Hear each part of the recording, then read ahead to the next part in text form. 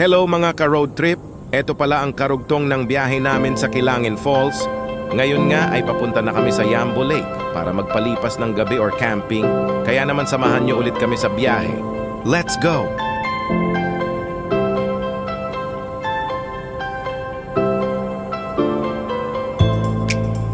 Pagdating namin dito ay may tao agad kaming nakausap.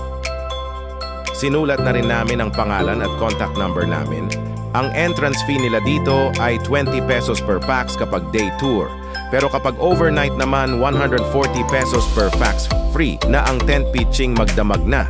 At kapag 8 AM na ng umaga na, ay dapat na iligpit ang tent. Take note, bring your own tent. Wala silang pinaparentahan na tent dito. Ang mga cottages naman nila ay nagra-range ng 500 to 1,000 pesos. Depende sa bilang ng mga tao. Kung gusto nyo ma-experience magbalsa, ito ay nagkakahalaga ng 1,200 pesos. Good for 6 packs, included na ang life jacket at tour guide.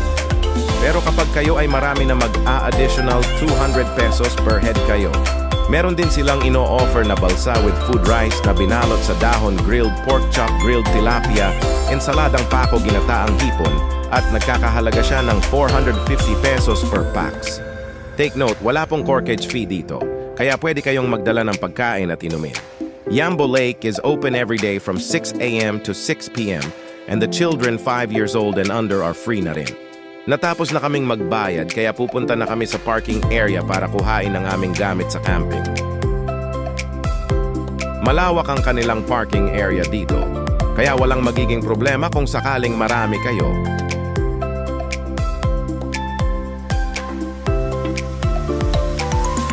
Ang parking fee nila dito ay 100 pesos kapag 4 wheels at 40 pesos naman kapag motorcycles.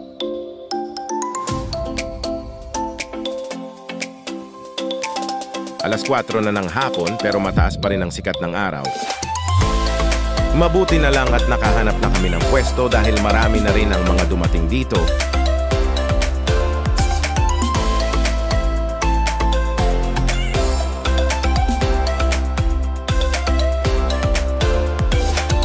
Ito pala ang mga cottages sa Yambo Lake.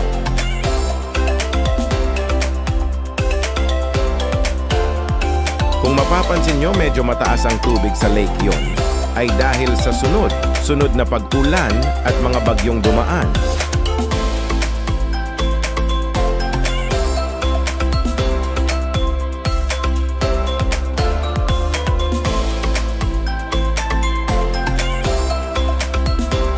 Dito sa mismong harap ng reception area ay may mga tindahan na kaya hindi ka na mamomroblema kapag may nakalimutan kang bilhin.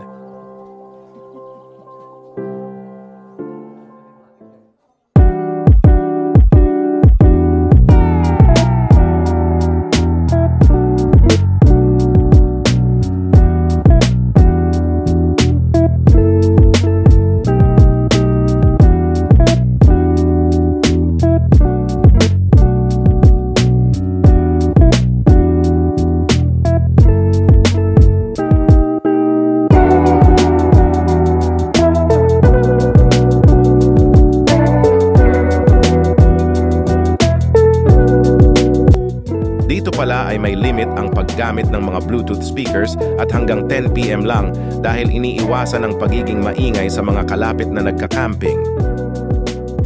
Ang gate ng Yambo Lake ay nagsasara ng 10 PM kaya dapat ay nakabili ka na ng mga kailangan mo sa tindahan.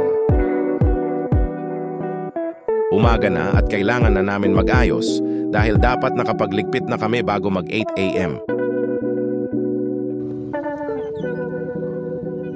Hanggang dito na lang at sana nabigyan ko kayo na idea kung pupunta man kayo sa Yambo Lake.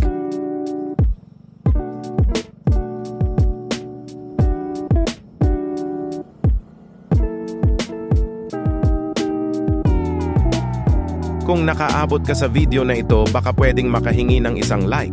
At kung bago ka pa lang sa channel ko, paki-follow o subscribe na rin ako para ma-update ka sa mga susunod naming road trip. Maraming salamat po. Ride safe mga boss.